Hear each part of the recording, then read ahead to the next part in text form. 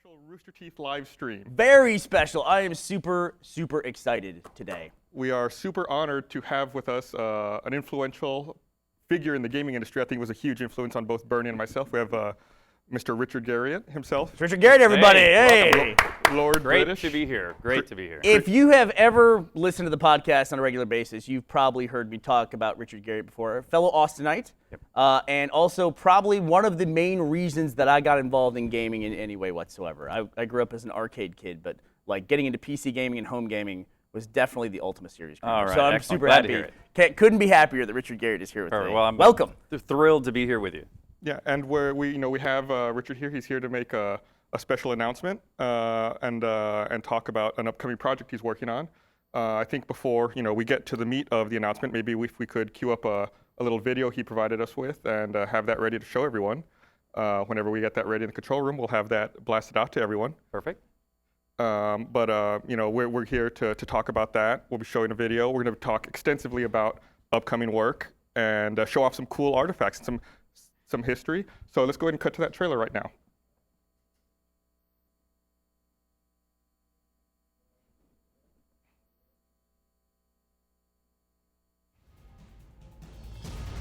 We don't get audio in here. Yeah, sorry.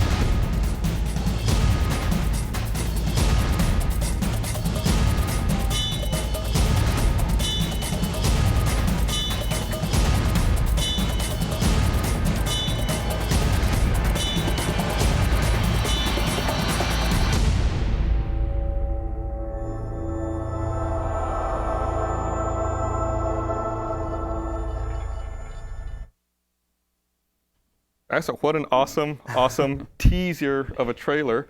Before we go any further, I want to remind everyone, since this is a live stream, if they want to interact with us, you can tweet us with the hashtag LBSOTA, Lord British, Shroud of the Avatar. And we'll be taking a look at Twitter a little later in the stream and addressing questions people have.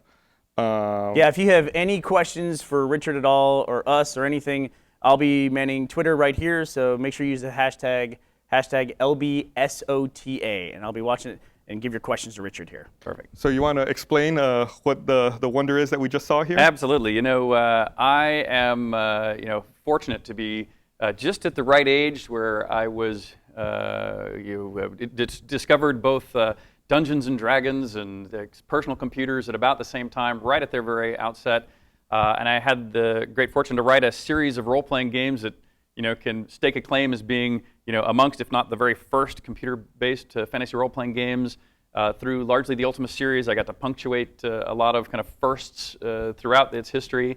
But about 15 years ago, sadly, I walked away or had to leave the Ultima series behind. And for 15 years, I've not developed another medieval fantasy role-playing game.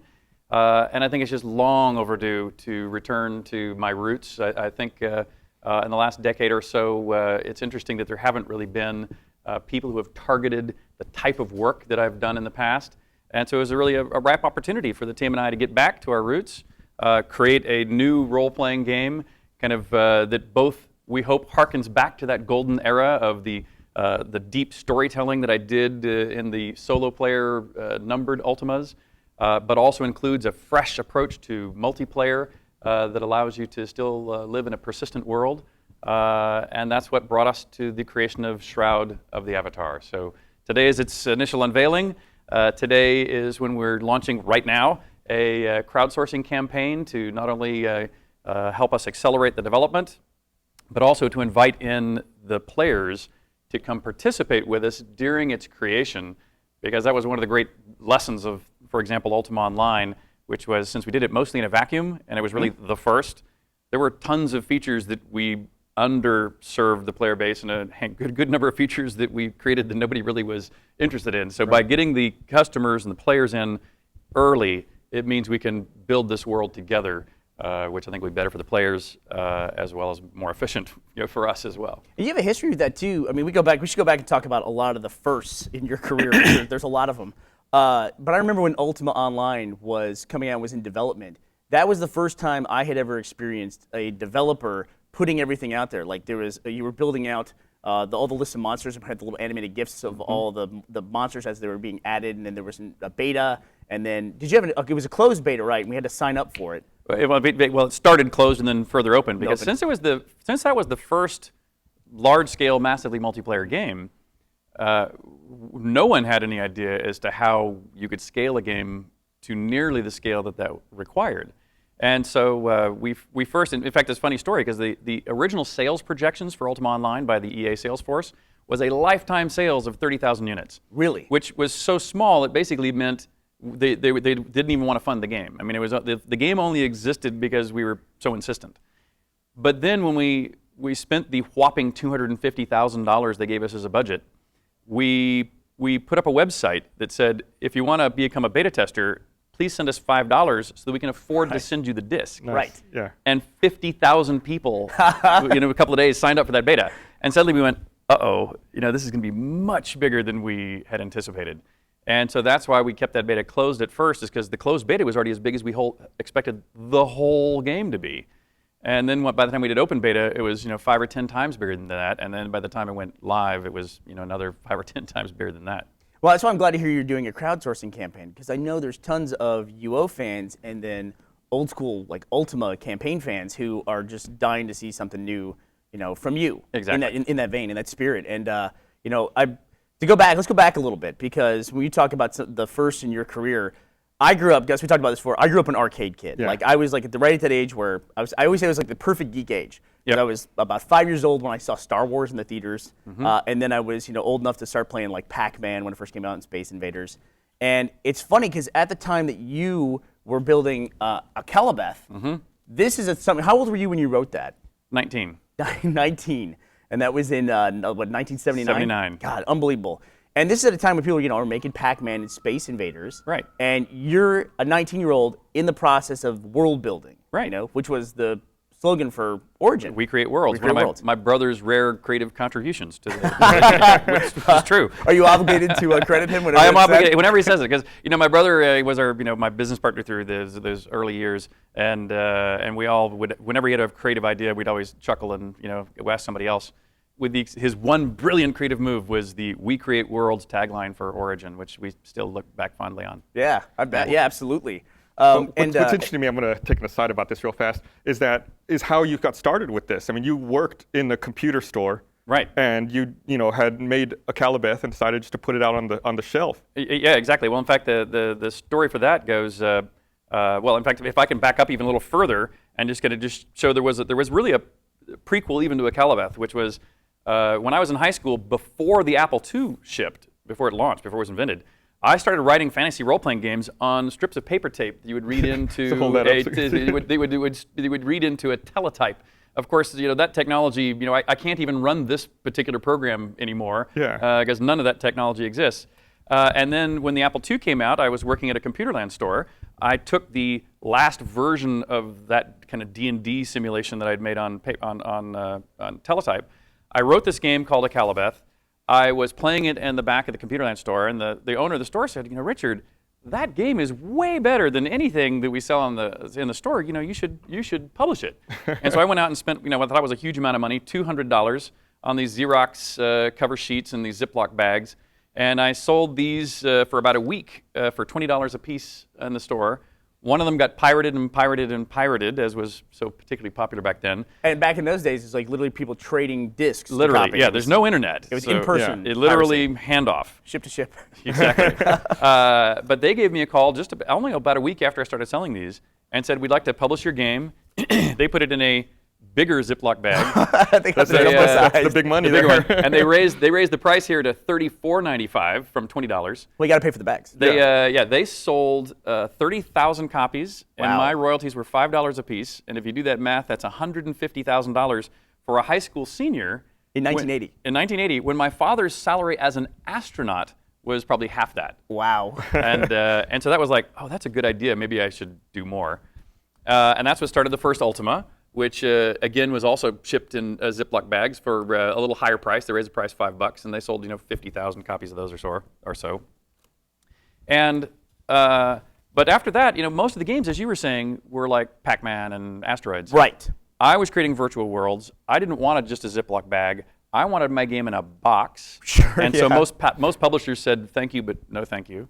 And worse than a box, I wanted them to spend a bunch of money on things like these cloth maps. Yeah, So I'm sure that was a huge expense. Listen, I definitely want to say this is like one of the first too. I mean, now we have like when you pre-order games, you get a collector's edition and all this stuff. But one of the ways I really connected with the series early on was I played Ultima 3.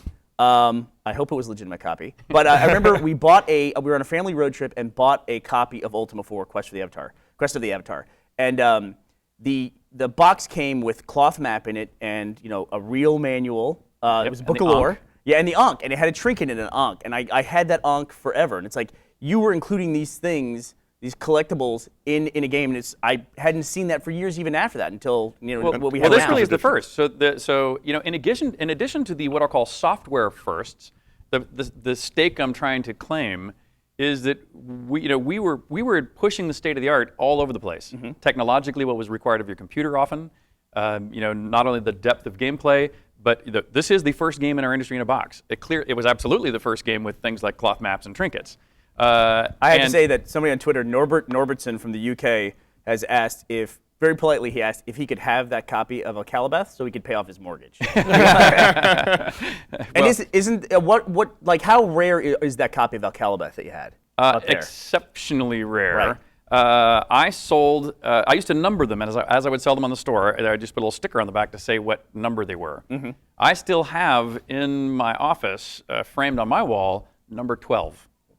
And so that really means I believe there were 11 that were sold originally in that first week. Uh-huh. And I still have myself. I still have. In fact, I literally had it out yesterday. I have the Apple box, the Apple company computer box, with all the rest of my little Xerox, with the pieces that I made all this out of. So I still have, a few dozen of the discs and the bags and the paper and the manuals already pre-stapled that I stapled on our kitchen table with my mother at home. But the number that is in circulation is basically a dozen. Wow, that's crazy.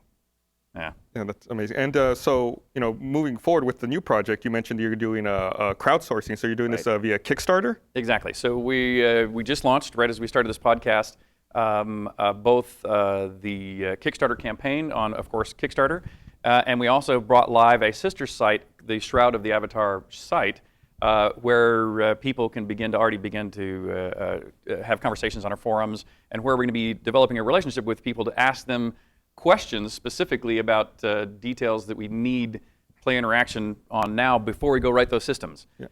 The basics of like indoors and outdoors and how to move around and begin to engage in combat we know and have working already in our prototype. Things like exactly how to tune player versus player combat, which was one of the great blessing, one of the wonderful parts of UO and one of the worst parts of UO all at the same time. We really want to, get player feedback as to how we tune that. We have an idea about what we want to do with that, but that's one of the first big questions we want to engage the audience with. Yeah, it had to be tough. Ultima 4 was the first game that I ever played that introduced a concept of morality within the game. Right. Because there were 8 virtues, and you were trying to build up. The goal of the character was to build your character into this avatar, which was the embodiment of these virtues. Mm-hmm. And it was the first game I ever had played like that. And we had talked a little bit before this about you were surprised by the way that people played within the morality system. And then it must have been really interesting to then go to the MMO, the massively multiplayer environment, for the first time. And now when people exploit, they're also exploiting people all over the world, essentially. They're bringing them along in that exploitation journey. Well, in fact, there was a story when Ultima Online was first operating. I used to go into the game as Lord British, but look at the player queue for the help queue. And so I thought it was cool to show up as help Lord British when somebody was stuck in the map or had some other problem. And there was a woman who chimed in on the help queue and said, I'm being PK'd over and over again. I'm restarting and I keep getting PK'd. I'm about to quit and never come back to this game. So, I hope somebody fixes this. So I thought, I'll help her out. So I teleport in as Lord British and go, "Aha! I'm here to help you, Lord British." And of course, she had no idea who Lord British was, so it was my first disappointment. And then I said, "Okay, well, I'll help you out." He said, "I'll escort you out of town, and if somebody comes to gank you, I'll help you." And as soon as we got outside, somebody had like macroed all this really sophisticated movement I didn't even know was possible in our game, zips through, steals all of her stuff, and disappears off the screen well before I can react. So I teleport ahead, and I get a hold of him, and I freeze him to the ground, and I appear as Lord British, and I say, "How dare you steal from this woman?" And he's like, "Oh, I'm so sorry. And he's of course a thief, and I say, "Do that again, and I'll ban you from the game." And he said, "Okay, I won't do it." And I take all the stuff and give it to the woman. I escort her back out of town again. Same guys as the second time.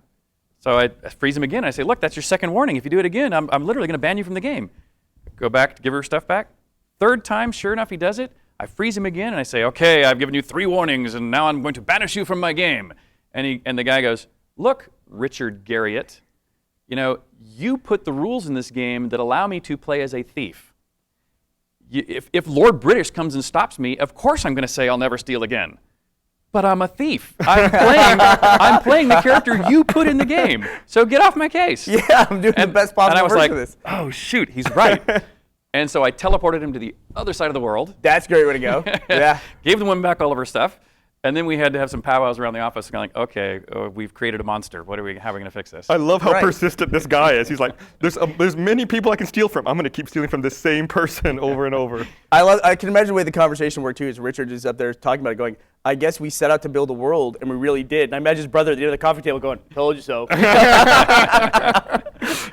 Yeah, that's amazing though. It's like, and it's really, it's what you hope for in a way. You know what I mean? You want everyone to have a good experience, but at the same time, you want to make something that's so open-ended that it becomes like the real world. I mean, the medieval times, it's called fantasy for a reason.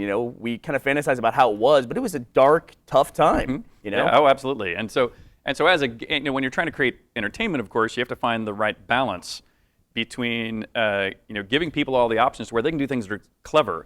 I think what Ultimas have done great through each of the solo player games and in Ultima Online, compared to most role-playing games. In most role-playing games, your only real goal is combat, and the only goal of combat is really level grinding. And sure, you may be able to do some other crafting kinds of things on the side, but you're really just level grinding. And the thing that's been beautiful about Ultimas of the past is that you could live an entire life as a blacksmith. You could, if you get stuck into the game, instead of having to think of the one way to solve the problem the designer planned, which is the only thing the code supports, we tried to make systems that interact with each other that were much more sophisticated to where, if I get locked in a room and I can't find the key, well, I know that door's made out of wood, and I saw earlier that I can use a cannon to destroy wood doors, but not metal doors. Mm-hmm. But so if I can figure out a way to push a cannon down these halls in front of that door, I can blast my way through that door as opposed to find the key. Yeah. And we try to make sure all those kind of things work. Yeah. I mean, one of the things, like whenever I play the Ultimate games, one of the big milestones for me in every new game was how hard it was as an early person, like traveling through the world until you got a horse. And it was like the first game I ever played that had a horse, and then later with ships, where you go from continent to continent. And it was always like the biggest thing is like finally I have a horse and I can outrun everything that's chasing me down, out in the world. And it's just like, great idea. Let's make sure we put that in Shroud of the Avatar. Well, at some point here in a few minutes, we're going to get to an actual bit of a demo of gameplay from the game. So I'm sure we're going to get that queued up here in just a minute so people can actually see what it is you're talking about and what it is you're working on with this project. And if people are interested, they should definitely check out the Kickstarter page, which I believe is linked off of LordBritishPresents.com. It is. And ShroudOfTheAvatar.com. ShroudOfTheAvatar.com is the community site. Okay, which just went live.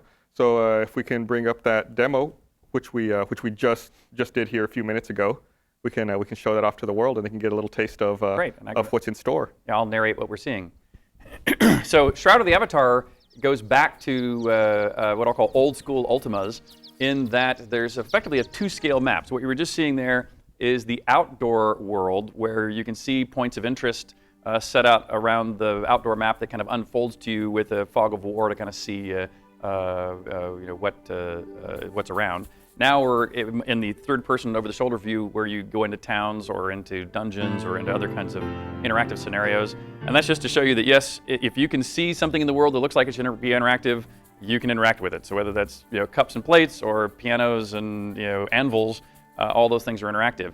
Similarly, I can go to this empty lot. I've clicked on the for sale sign. I can select whatever kind of house or shop. So I've just built a shop there, so I could come back here and start a blacksmith, for example. And the towns In this case, it's the town is sort of, these roads are sort of like a tic-tac-toe grid in their total size and shape. And so if I go here to the very center of town, you can see the castle in the middle, which is kind of the services that are provided by this town, whether that's a bank or a guild hall or an auction house.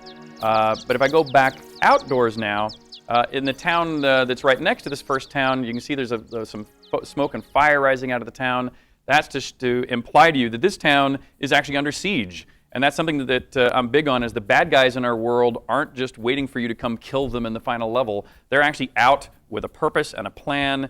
And in the Forsaken Virtues, which is the first installment here of Shroud of the Avatar, one of your main goals is to figure out why these malevolent forces are here at all, and why they're going around laying siege to these towns, and what it is they're trying to accomplish. And in this case, to even get back into this town where I might have a home, or I might have some quests that need to start or finish, I actually have to go and take out these catapults that are launching these flaming balls into the city.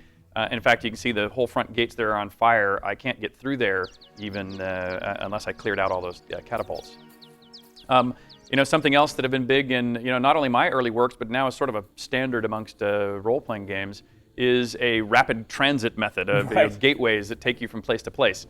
And so for this game, we've created these Lunar Rifts, which if you look up in the sky there, you'll see that we have a full moon, and that full moon implies which of 8 possible destinations that I would reach if I go through that Lunar Rift. I'm going to continue to explore around the world here a little bit. You'll see there were some gypsy wagons going by over there that are mobile encounters. Wow, that cool. dragon is another mobile encounter. And if you see in the upper left there, that's a relatively advanced town. They actually have the ability to have created this protective shield over their town. It's a particularly valuable but also potentially expensive place to own a home, but at least it's less likely that your town will be under siege by the bad guys. I remember UO. It was the property system in UO was revolutionary, and it's a big thing that people miss from MMOs is the property system. And we are doing that again in this game. So, but by the way, if people have already looked over at the Kickstarter, what they'll see is that unlike UO, where you could build a house anywhere, but then that also meant the world was littered with abandoned houses and eventually with abandoned ships. In this game, we have a much more limited number of places any house can be built. Now, we'll eventually build more towns, and we'll be able to increase that by all means, but it's even at the wildly largest amounts of towns we can imagine building, it's only going to be a small percentage of the population that can actually own real estate. So real estate prices, we suspect, will escalate, which might mean it's a good investment, because I don't know if you remember back in UO, but people would buy a blacksmith shop right in the center of town where the main traffic was going in, and those were sold often on eBay for tens of thousands of dollars. Yeah. Because if you wanted to be a successful blacksmith, you sort of need to be where people are coming in out of town. Location's important with real estate. For good business. And I think it's incredible that you have gameplay already, and that you're announcing the game for the first time, and you can already get into the world and walk around and show things. This is so early in development. It's and incredible. So in fact, most of the stuff you'll see in the videos of gameplay, even on our site, show a lot of what I call the medieval basis of the design. But if you look at some of the concept sketches we have up there too, you'll see that as opposed to just being traditional medieval, we're trying to bring in a little bit of the mechanical age technology. Not gunpowder, we're avoiding guns, but we're bringing in a kind of a little electrical, a little Tesla technology on top of the old world. I noticed some of the on-screen indicators had gears around them, exactly, and things like that, kind of hinting at it. Yeah, that's really awesome. And it's cool to see the transition, I guess, from the overhead map wandering around to first-person perspective, or down on the ground looking around in town. Exactly. So somebody had a question about the two-tiered map. Can you have combat from that view? No. If you encounter a moving encounter on that outdoor map, it transitions into a close-up view for that encounter. And so some of these, what I'll call points of interest, are static, like towns or dungeons or control points. Some of them are moving, like I think we showed some gypsy wagons traveling along the roads. And some would be monsters, like that dragon. Obviously, the dragon, if you go into a dragon encounter, pretty good odds it's going to be attacking you. The gypsy wagon is an interesting point of reference, because if you go into a gypsy wagon, Some of those gypsies could just be there to sell stuff. Some could be there to do a reading and actually tell you about how you're behaving, how the game might be currently analyzing your moral or lack of moral deeds. They could be under attack, so you get to rescue them. They could be waiting there to gank you on the head and take your money.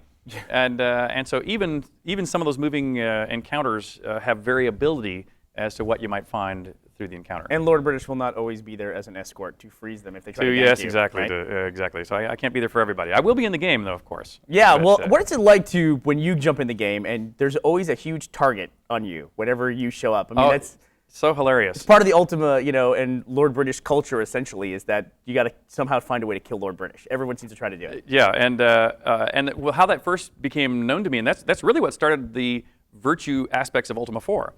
Ultima 3 was the first game our own company, Origin, published.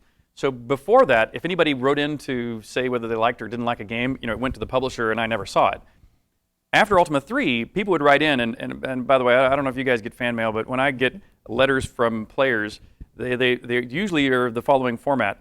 One paragraph or one sentence of, hey, I liked your game, I'm here to write you. And then the entire rest of the 1 to 20 pages is, let me tell you what you did wrong and how to improve it. And usually buried in there is also, after I played the game to completion along the story you intended, I've been enjoying myself going back in and killing every character in all the people in the town, stealing everything from every shop, and of course the best part was killing you. And Not easy feat to do in the game. Well, in fact, I always tried to make it impossible. Right. But we never managed to make it impossible up until like Ultima 7, I think. And it was always the weirdest ways, like in Ultima 3 or 4, I think it was 3, my character, Lord British, was immortal. But if you hit him, he would chase you. And if you ran out of the castle, in the moat around the castle was a ship. And if you jumped on the ship and moved offshore, Lord British couldn't attack you. But then you had the ship's cannons that you could shoot at Lord British. And that didn't do damage. That just did a 50-50 chance whatever you're shooting at is dead. And I didn't expect that to happen, so I had not coded for it, and so you could kill Lord British. Oh, no. And the same thing, there was another way in the next game and another way in the next game, and so people kept finding all these back doors until finally we managed to clamp it down, and then we started adding Easter eggs. Yeah, this is way before the advent of the software update and the so you couldn't go fix it. hotfix. Yeah, you couldn't fix it. I'd be so tempted in that case to take the role-playing to the fullest extent and just say, okay, this guy killed me, congratulations. Now, there's a massive reward, there's a quest, everybody kill this guy because he's essentially an assassin. Let's send everybody in the whole world after him. And in modern times, we could do that. Of course, back then, there was just no way. I mean, I thought it was perfect. I thought it was immortal, so it didn't seem necessary, although it would have been. We have a question. You mind taking a question about Please. the game? Eric Miller asked, the Kickstarter says the game can be played offline or multiplayer. How does that work? Does that mean it is an instance game?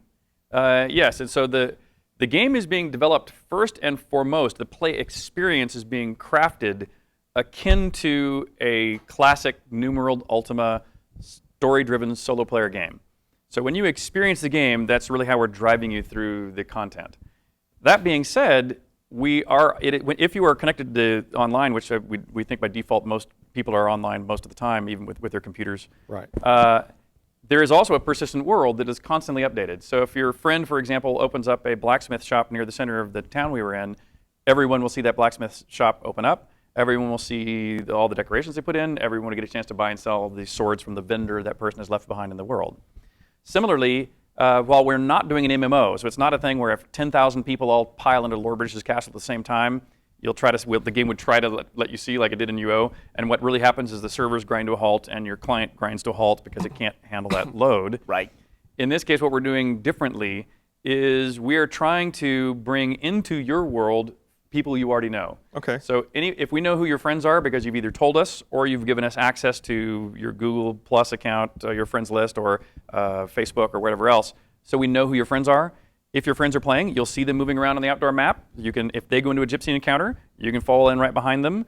If you see them either killing the gypsies or rescuing the gypsies, you can decide to help or hinder, whatever you think is appropriate. It's interesting. So it's almost like creating shards for you and your friends. In real time. Yeah. Ad hoc. That's really interesting. And it's really funny you use the word shard because other firsts that I like to point out. Not only think that created the very first computer-based role-playing games. The term avatar was something that we invented for Ultima 4 because I wanted it to be, you are role-playing you. Right. You're not role-playing Conan.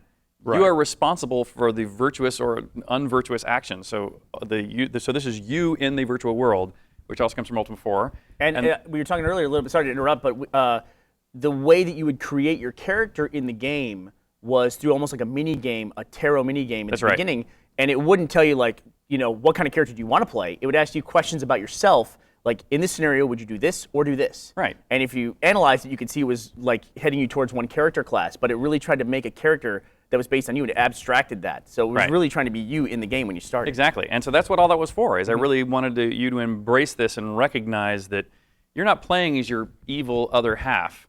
This is really you in this world. And so if you are a murderer, you deserve to be punished, and therefore, that's how the game will respond to your presence.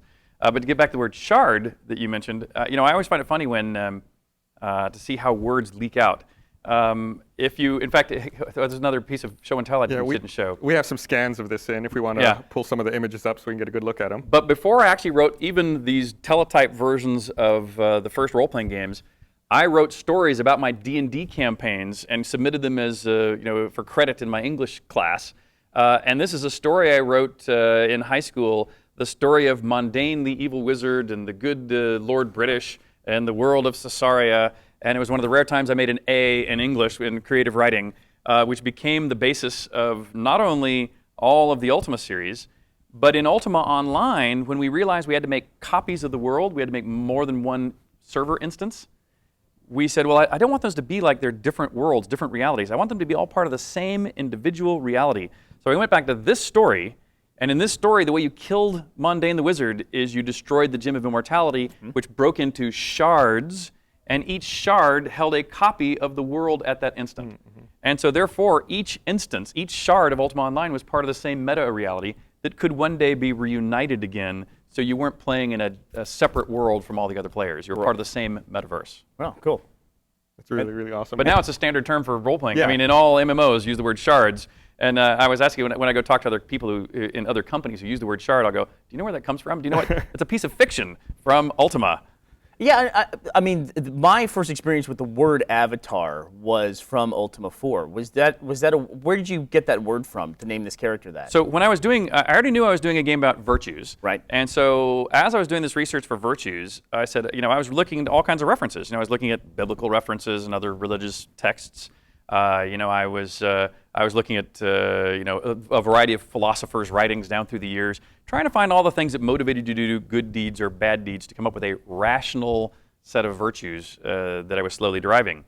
And then when I was looking through some Hindu writings, I saw the term avatar, which if you look at the dictionary definition of the term avatar, it is the incarnation of a god or a thought or a belief in physical form, usually when they come physically down onto the earth. And I thought, well, that's exactly what I'm trying to capture. I'm trying to capture the fact that even though when you come through the moon gate to come to my world, you might go under a huge physical transformation because you might be a skinny computer nerd in real life, but here you're the hulking brute. So you're under a physical transformation, but it is spiritually you. And so that's why I thought, avatar is a perfect word, is exactly what I'm trying to think of, is this your manifestation in the new world, and that's why it stuck. Yeah, and later on when I got into chat rooms and things like that, and the term avatar was being thrown around later as some online things developed, I was like, it was so confusing to me because I thought it was a derivative of the avatar. But I can see now with the context of it how it makes sense. For broadly. Your presence, in an online digital world too. I saw here on Twitter that On With Sean was mentioning that he liked the show and tell and the stuff he brought along. I was wondering if you want to talk about what we have set up. Across the room. So it's funny. A local here to Austin cyberpunk author, a guy named Bruce Sterling, gave a talk about 20 years ago at a game developers conference, and he was mentioning how for him to write the very best book ever was virtually impossible, but if he did, it would stand for a long time. And he said, on the other hand, you guys as computer game developers, even if you write the best game ever, it will be beat out in upcoming years by better games, and even the hardware to run your early games is already starting to disappear. And I was struck by that, going like, oh my gosh, mine's already disappearing. And so I went back and I dug out all my old Apple IIs. I booted them up and I made sure they worked. I bought some spare parts online as well. And ever since that time, maybe 20 years ago, I have kept a running Apple II in our offices running a Calibeth, the very first published title that we'd had, just to show people where this has all come from. And it's funny, just before coming on the show, 2 days ago, we went to boot up that Apple II and it was actually crashed. It was failing. Oh, no. So yesterday, literally, I pulled out all my Apple IIs and I set up a big repair shop in our break room in the office, and I switched out power supplies and chips and things until I got it back working again to bring here to the show. Yeah, there it is. It's up and running. It's amazing to see, this piece of technology, that's been so influential, running. You know what's crazy was I have a copy of a Calibeth. That's why I want to talk about how rare it is, because I actually have one of these. And I had it here, and I was showing it to Richard, and we had the PC over there, or the Apple II. He said that's actually the computer that he used to code it. Yes, I wrote it on that machine. I manufactured the disks on that machine.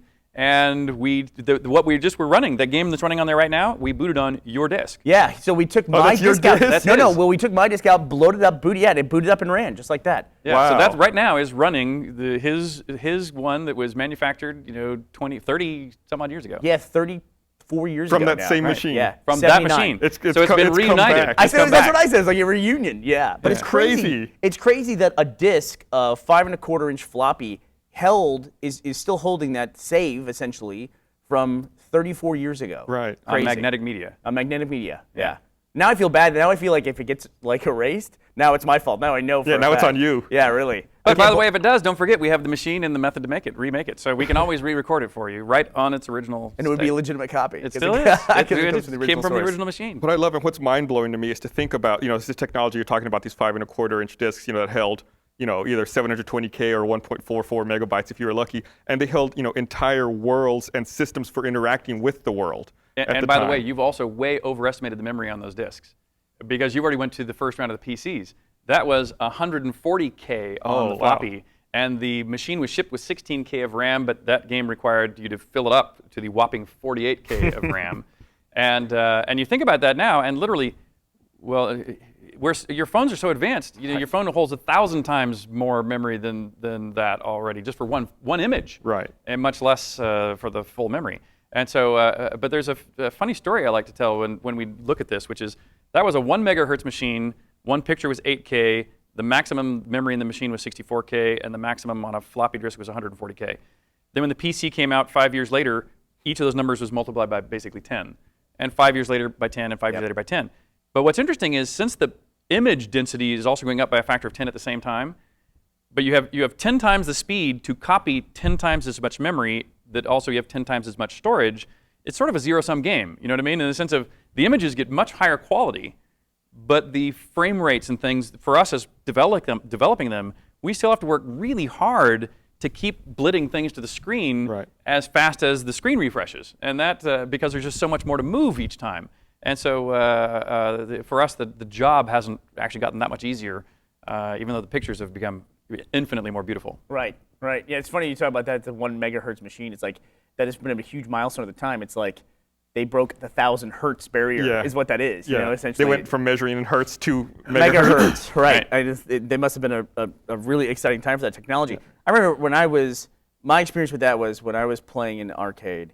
And I would play Gauntlet. You remember that game? Oh yeah, of course. And they had a splash screen that came up, probably 8-bit color, like super pixelated, like of the people charging at the screen. And I remember thinking to myself, wow, one day games will look as good as the splash screen graphic. And it's like now you look at things like Tomb Raider that just came out, and it's just insane. The fidelity increases that we've had in the last 30 years are just like, they're insane. And I was wondering if we would hint, you guys are, I'm sure, familiar with this term for virtual actors of the uncanny valley. Yes. Mm-hmm. Whereas you approach doing realistic renders, especially of people, you get close enough to where it looks pretty realistic, but it's not so, it still looks, it gets creepy all of a sudden when you get close enough, but still awkward. And then you now skip ahead to, the character Gollum, for example, which I think is one of the best examples of character modeling and animation. And it seems like we've skipped right through that uncanny valley pretty much faster than I would have thought. Yeah. And so the real-time realism that we're able to now provide people, I think is phenomenal. Whenever I go around and talk about red versus blue, I talk about that, like real-time rendering versus pre-rendered products. And the example I always use is Toy Story to Toy Story 2, and then Doom to Doom 3. And if you look at the original Doom with like the brown pixelated imps in 2D, they're all flat, and then Doom 3, which was the one where you had the flashlight, and it's like crazy graphics. But then you look at Toy Story, same time frame difference, Toy Story, Toy Story 2, there's not a ridiculous increase in visual fidelity. Right. It's like what real time is doing. It's like on such a catch-up pace. It's unbelievable. And that's why things like what we do with Machinima, where we can do real-time animation, and capture, it's just like, it didn't start off being something that was an aesthetic that could survive outside the internet, really. But now it's to the point where you can make Machinima with like Sword Filmmaker and newer games like Halo 4 that are coming out that are just I mean, you could easily watch them in a theater. Well, yeah, no, and I agree. And it's interesting because back in Ultima Online, people would we built theaters so people could, in theory, go and put on a play. And but in Ultima Online, if you put on a play, it was very difficult to do. Let's say, I mean, there wasn't very good puppeteering, and there was no way to control the audience to stay seated in their seats. So they tended to jump up on stage and interrupt as well. But occasionally people would put on some pretty nice plays. But that's kind of the marker I'm looking forward to, is the time when people can put in their own content into these worlds that are of high enough quality to where if you put on, say, a play in the game live with your actors, that it's worth charging money at the door to come see. But of course, you wouldn't want to see a bad play, so that gives you reason to go buy a newspaper that gives reviews of the plays, good, bad, or otherwise. And so I believe that we're very close to the day where the player-to-player economic issues really reward the creativity of those who do a good job at it. Your brother is somewhere right now nodding his head. Cashing in on his slogan. So we only have a couple minutes left. I want to talk about one thing though real quick. We're going to talk about this. We also need to make sure we hit up some Twitter questions as well. We've got to give other people a chance to interact. We have totally glossed over the fact that in addition to everything he's done in digital worlds and computer gaming, that he's also an astronaut. Yeah, absolutely. You've been to the space station. So we were talking about some of the technology, some of his older technology. I always hear the technology used for space travel is ridiculously arcane. Is that still the case? That's true. Yeah. But the reason why that's true is that you look at when you build a piece of hardware that's going to go up into space, they often build it 10 years before it ever flies. Mm-hmm. And they have to build it with things that they know the reliability of, which means they're already maybe 10 years old also because they've at least fixed all the holes in it. So by the time something flies, it's often 10 or 20 years old. I mean, when we went up there, I was shocked to find out that the ISS has the internet. There's full-blown internet, and they use IP phones to call ground. I've got ISS on speed dial on my phone. We could call them anytime. But do you have a prep column? But there's beyond this veneer of internet, and so they've got commands to be able to observe and control any of the subsystems. But because they all run Windows, every day the first task that shows up on everybody's list is reboot the machines. Really? Wow. Just to give them a lower probability of going down. And rebooting in space just seems like a dangerous. And well, in fact, just below the internet layer, they have a old-fashioned hardware layer that is unrelated. So any of the life support systems or thrusters or anything else aren't run by that internet layer. Yeah. They run on a lower layer that's much older but relatively bulletproof. And then this internet layer is just a way to observe what's going on, really, as much as anything else. Yeah. But yeah, it's really surprising. Kind of this mix of parts of the machinery, the rockets themselves, I think, are super high tech. And parts of what you're using, some of the life support computers, are all really, really old school. Yeah, I would hope you're not running your life support machine on Windows 95 or exactly. something like that. Yeah, or on an open network. Yeah. Do we want to check out Twitter, see if we have any interesting questions going on here? Sure, absolutely. Don't forget, if you're going to be contributing to Twitter, make sure you use the hashtag LBSOTA. So I saw, I didn't catch their name, but I saw someone was asking, what do you think will happen to the game in the next 2 to 5 years? Like, what are you looking at? Oh, good point. Excellent question. And so, what we're trying to do is, if you look at the map we've created for the, I didn't really describe it well yet. The first episode is we're trying to create a play space that by the end of this year, we can begin to let the people who are backing us through this campaign get into the alpha/beta process of, and then launch the full campaign, this full first episode of the campaign, sometime next year. So do you have a timeline for this alpha beta, or is it just still nebulous by end of year? It sort of depends how this crowdsourcing campaign goes. That'll tell us a lot about both how we can scale the team, as well as it'll tell us how many features we should pull in to the first release. For example, I'm sure in the very first release we'll include the skill trees for a fighter and the skill trees for a magician. But we may or may not include the skill tree, for example, for an alchemist, depending on whether or not we, how big this campaign goes. And we'll let the players help us judge, which things we should front load or back load. Okay. But then what we're doing is this map is only the center tile, you might think of it as, of a tic-tac-toe grid of a world, and we're going to each episode, which we hope to launch one per year, will effectively double the size of the already existing world until we get to the full. We currently have planned 5 episodes. We have a story arc that we already know that takes place across these 5 episodes. Oh, that's awesome. 5 years. 5 years, a release a year. That's So really ambitious. one of the questions I thought was a really good question is that on Kickstarter, a lot of the games that are being crowdsourced and funded on Kickstarter, they seem to rely heavily on nostalgia. And somebody said, what about somebody who hasn't played the game before? What are you hoping to get there? How are you hoping to draw them in? So that's why I'm also trying to, the reason why I brought all this show and tell was to say, I believe I can make a pretty darn good case for saying I have reinvented role-playing over and over again in a very successful, positive way that has impacted other role-playing games that have been developed since. And so even if you've never played one of my games, we are going to include some of the best parts of nostalgia as to the way it was structured, being story-driven, which I think is still very relevant and powerful today.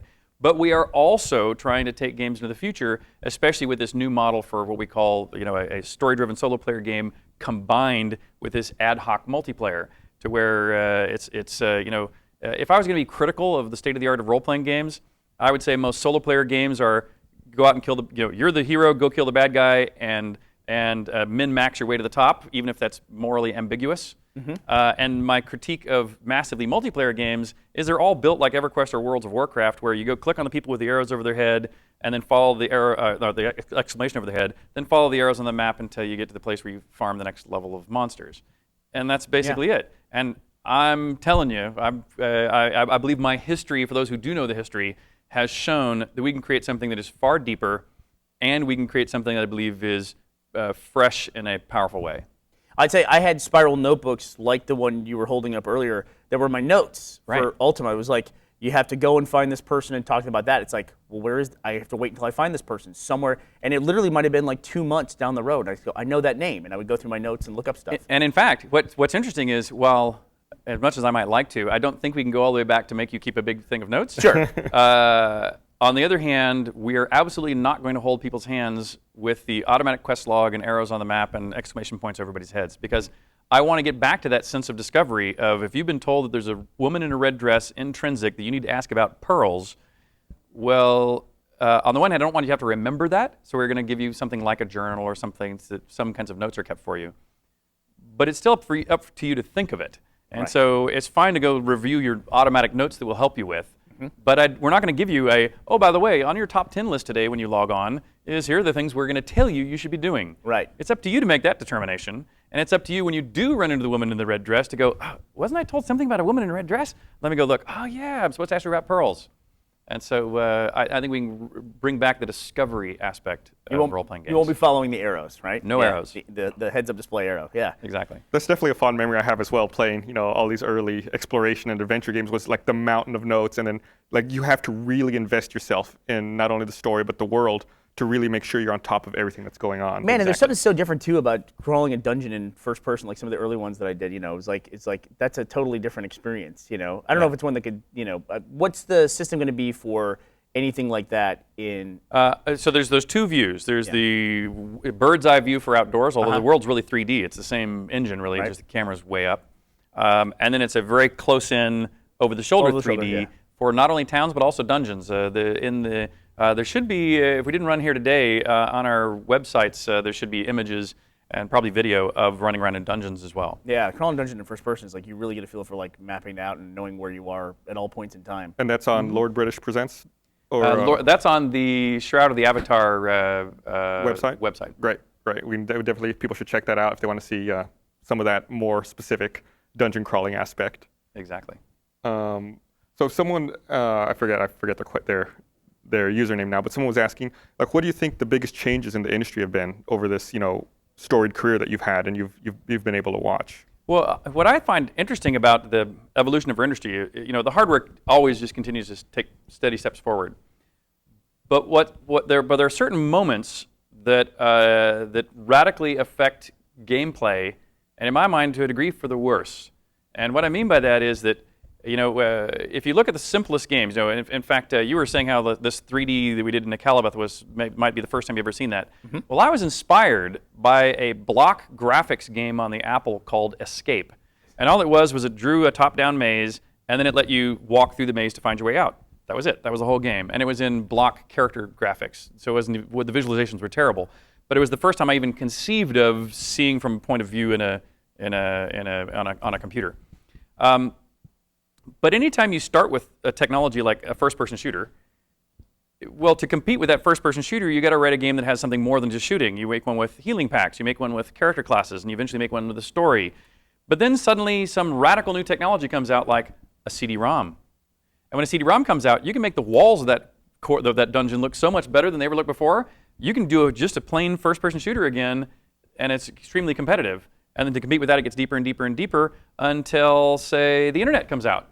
And now you can do it multiplayer. So now a multiplayer first-person shooter is the standard. And then it gets deeper and deeper and deeper until 3D rendering hardware. And 3D rendering hardware comes out and it resets it back to just run around and shoot things in 3D rendering.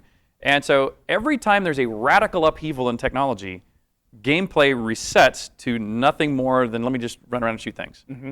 When it's relatively stable, games get deeper and deeper and deeper in content. And I like the deeper myself. I mean, obviously a lot of sales are driven by the whiz-bang of taking advantage of the new technology. Right. But as somebody who's been in the industry for so long, I long for the day of some hardware stability, or when we just peak it out to where we can all put on VR goggles and just be there. And then what sorts out one game from another is content. I always wondered if ultimately where it was heading is if we have a standardized physics thing that we use, like the materials, and it's all standardized across all games. Like concrete has certain values, and wood and things like that, and they just place it in games. If we get to that level of standardization and stability. Well, we're already getting, not only we're only just now in the era, I think, where top frontline developers can begin to use off-the-shelf tools and technologies that you might think of as the camera that in film or television. Right. And so that's already going down that path. And what that has done is you're already beginning to see people who do games. Oftentimes these are really great indie games where they go, I'm gonna do a black and white game with a watercolor kind of feel to it, and they can begin to go, okay, now I'm gonna express my art not just with the reality engine, but with stylization on top of that, because they have enough extra power in the engines that they can, usually those are rendering a complete 3D world in advance, and then on top of that they're switching it back to black and white, or adding a outline, or some other way to make it a cartoon graphics. Or you look at even South Park, or a lot of these other great things that started as pieces of paper on a screen, and now they still look like pieces of paper, but you and I know they're 3D models that are rendered, and then on top of that they go back and make it look like a piece of paper. And so I think we're just in a great golden era of the technology right now as it relates to creating games. Yeah, and the accessibility to everyone who has an idea and wants to make one, right? I mean, when you started, you could probably take everyone who was developing games for home and put them all in one room, probably. Absolutely. Yeah. And then now it's like, you have stories like the guys at Mojang who make a game and light the world on fire, or like Rovio, so small games or little good ideas that take off. Yeah. And I think that's better. I mean, I think it's better for the industry to think that creativity is what's going to win the game, or win the day. Yeah. Absolutely. It certainly helped with filmmaking, right? Yeah. I mean, if you want to make a comparison there. I saw on Twitter that Solfix was asking if it's going to be a closed or open beta, and I recommend that Solfix check out the Kickstarter page for all the information about how to get in. The answer is closed, and in fact, that's one of the things we're offering as a contribution level in the Kickstarter, is so that people can, not only get a copy of the game when it's finished, but that they can come into this closed alpha and beta process that'll start here, we believe, before the end of the year. That's great. So we had a question here: do you prefer old or new games? And I've always said I think that retro gaming is an interesting thing because retro is very specific to everybody. And you talked about how fast technology moves, and as a result of that, it's like, what is retro to somebody? 5 years later, it was obsolete essentially. So the newer generation didn't get it. And the generation is 5 years in this case, like kids who grew up playing Nintendo. I mean, that was very advanced compared to what I had played on. and things like that. So it's always an interesting comparison to go back and look at that, like what is old gaming versus new gaming. But I think what you're saying is right. The cores are there. Good gameplay is what it always comes down to. Right. Yeah. And at least for me, it's interesting. I used to tell the story about how when people would say, "Well, what games do you play?" And I could count them on two hands. It was the first game I ever played to completion that I didn't write or we didn't publish was Myst. And then I would go through things like the original Medal of Honor, Battlefield, a bunch of RTSs like the original Command and Conquer or the original Warcraft when it was an RTS. But it was only about one game a year that I would actually go, that game is so cool, I'm going to play it to completion. I'd try a lot, but I would only play one to completion. I'm actually more of a gamer now. By that metric, I'm more of a gamer now than I ever was in the past. Really? And but for me, a lot of the times it's on tablets because I travel extensively and it's just mighty convenient. And so when I play on a tablet, I'm usually playing a tower defense kind of game. Like still to this day, my favorite game right now is Plants vs. Zombies. Really? I've played it to completion a dozen or two times at this stage. But I still play. But even other games, both on PC and mobile, I'm now finishing more like 3 or 4 games a year. And I'm playing all the time. But completion is the ones I would kind of put on my top 10 or now maybe my top 50 list since I now have a 50 top list. But most of those other 40 games have all come in the last 2 or 3 years. All right. That's awesome. All right. Well, I think we're at about time. We should wrap up. We're going to remind everyone that you guys will be at RTX showing off Shroud of the Avatar. Yeah, come and play it. In fact, you should be able to sit down and play it, I'll bet. Yeah, which is one of the big reasons we're super excited about this game. On top of the history we have with the great series. Thanks for coming out and spending time talking with us. People should again visit Lord British Presents website or check out the Kickstarter and check out shroudoftheavatar.com. Yeah, wonderful. And I always said if I had gotten the same room as you, I was going to tell you this. My buddy Randy has an Apple and I have a Commodore. And I don't think it's fair that it comes out 6 months ahead of time on the Apple. So I hope you'll port this to Commodore a lot faster than your other games. Well, do you have a working Commodore? I can make it work on that Apple, but you got to have a working Commodore. Clearly there's a bias. We can see it here. All right. Well, thanks for watching, everyone. Thanks for joining us on our special stream. Bye. Richard, thanks so much.